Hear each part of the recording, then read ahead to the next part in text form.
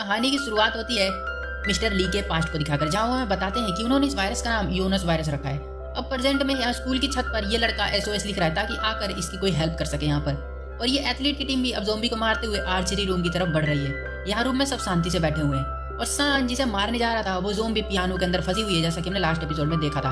और सान के रूम में एक और रूम बना हुआ अंदर की साइड, और उस रूम में हम देखते हैं कि वो पिंक स्वेटर वाली लड़की बैठी हुई है और वो सान को अंदर से छुप के देख रही है। और इस रूम में अगर हम ध्यान से देखें तो यहाँ पर बहुत सारी खाने की चीजें भी रखी हुई हैं, तो मतलब ये पिंक स्वेटर वाली काफी मजे करने वाली है यहाँ पर। यहाँ वापस रूम में ये लड़की विंडो से कूदने की कोशिश करती है, क्योंकि लास्ट एपिसोड में इसके मॉम डैड ज़ॉम्बी बन गए थे जब वो इसको स्कूल में बचाने के लिए आ रहे थे।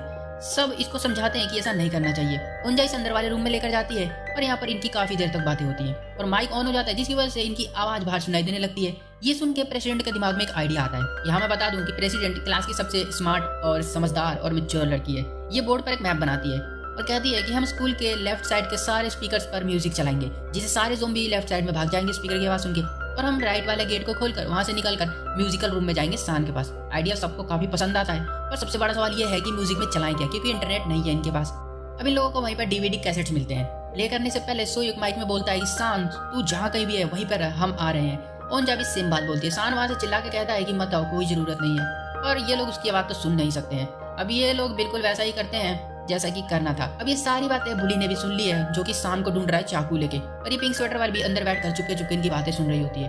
अब ये लोग यहाँ पर म्यूजिक प्ले कर देते हैं। अब जैसा कि होना था, सारे ज़ॉम्बी स्पीकर के पास भाग कर चले जाते हैं और रास्ता क्लियर हो जाता है, पर एक ज़ॉम्बी बेचारा बहरा होता है, इसलिए उसे सुनाई नहीं देता, वो वहीं पर रुक जाता है। ये लोग उससे बचा कर चुपके चुपके पीछे से निकल रहे होते हैं, तभी वो देख लेता है। फिर क्या था, इसके बाद भगदड़ मच जाती है। ये भागते हैं, इनके पीछे बहुत सारे ज़ॉम्बीज पड़ जाते हैं। सोयुक सबको आगे भेज देता है और खुद पीछे उन ज़ॉम्बीज से लड़ाई करने लग जाता है, क्योंकि सोयुक स्कूल का सबसे अच्छा फाइटर है, इसलिए लड़कियां इसकी काफी दीवानी है। अब बुली यहाँ पर रूम में आ गया है, पर इसको यहाँ पर कुछ नहीं मिलता है तो बस एक चार्ट जिसके ऊपर इनका प्लान बना हुआ है, और ये समझ जाता है कि ये लोग किस साइड गए होंगे। अब यहाँ पर ये बहरा वाला ज़ॉम्बी सोयुक पर अटैक कर देता है, और यहाँ पर बुली आकर सोयुक को बचाता है और फिर कहता है कि सान कहाँ है। ये कहता है कि तू क्यों पूछ रहा है। बुली कहता है कि उसको मारना चाहता हूँ। सोयुक कहता है कि नहीं, ऐसा नहीं करना। और बस फिर क्या था, एक तो इस वायरस की वजह से जिसके शरीर में ये वायरस जाता है उसको गुस्सा बहुत ज्यादा आता है, क्योंकि इसको बनाया गया ही गुस्से के लिए है।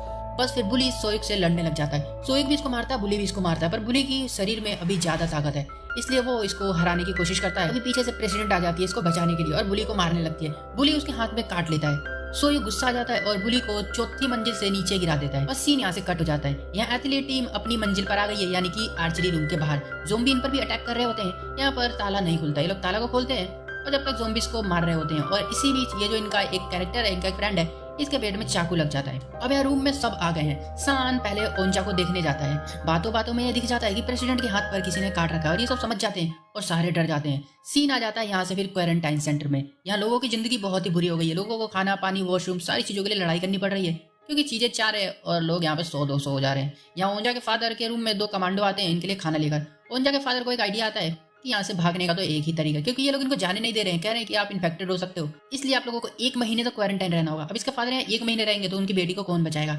ये कमांडो को मारकर उनको बेहोश करके उनके कपड़े पहनकर और पॉलिटिशियन से माफी भी मांगते हैं और फिर यहाँ से बाहर की तरफ भागने लग जाते हैं। यहाँ रूम में हम आते हैं तो प्रेसिडेंट की हालत देखकर सान सबसे पहले उसे मारने जाता है। यहाँ सान को हम देखेंगे कि कुछ ज्यादा ही परेशान हो जाता है ये। अब सोयुक कहता है कि इसे बुली ने काटा है, इसलिए ये ज़ॉम्बी नहीं बनेगी। सान कहता है कि उसको ज़ॉम्बीज ने काटा था। सोयुक कहता है कि नहीं, वो इंसान था, मैंने उससे बातें की है, उसको ज़ॉम्बीज ने नहीं काटा है। अब यहाँ पर कुछ समझ नहीं आता, इसलिए इन दोनों दोस्तों की लड़ाई हो जाती है, क्योंकि सोयुक प्रेसिडेंट को बचाना चाहता है और सान चाहता है कि प्रेसिडेंट को मार दिया जाए या बाहर कर दिया जाए, ताकि वो ज़ॉम्बी बने तो किसी को काटे ना। प्रेसिडेंट सारी चीजों पर परेशान हो जाती है और जाकर विंडो पे बैठ जाती है और कहती है कि अगर मुझे कुछ अजीब लगेगा तो मैं विंडो से नीचे कूद जाऊंगी।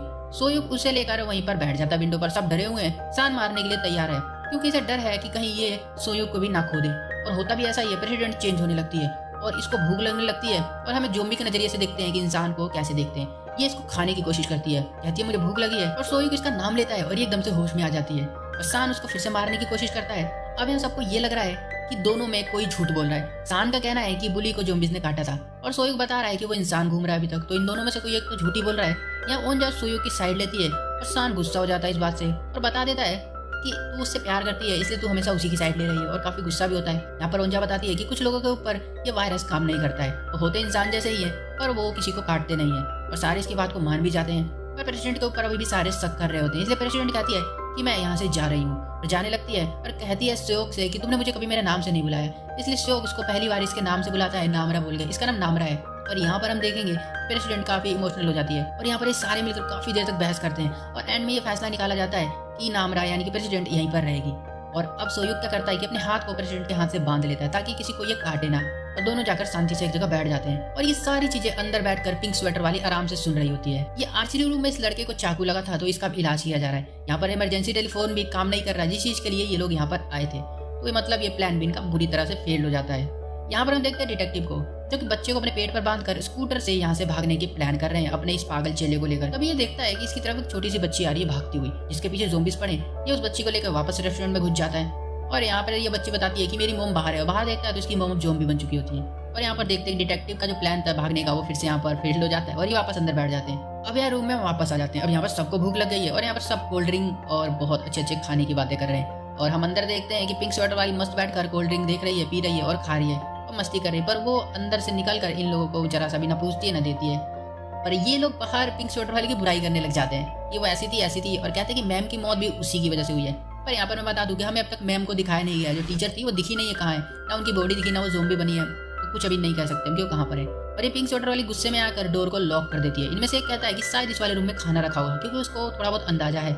ये लोग डोर को तोड़ने की कोशिश करने लगते हैं खाने के लिए और जोर जोर से आवाज सुनकर ज़ोंबी पागल हो जाते हैं। अंदर पिंक स्वेटर वाली शांति से बैठ जाती है, न डोर खोलती है न कुछ करती है और इन्हें खाना भी नहीं देती। यहाँ उनजा के फादर कैंप से बाहर भाग गए हैं। यहाँ रूम में अब कैमरे में सब अपनी एक वीडियो रिकॉर्ड करें क्योंकि अब इन्होंने उम्मीद छोड़ दी है कि बचेंगे, इनको भी बचाने आएगा। सब बारी बारी से रिकॉर्डिंग करते हैं। ओंजा की बारी आती है तो वो अपने डैड के बारे में कुछ कहती है और यहाँ दूसरी साइड हम उसी दौरान देखते हैं कि इसके डैड के पेट में गोली लग जाती है पानी के अंदर और एपिसोड यहाँ पर काफी इमोशनली तरीके से खत्म हो जाता है।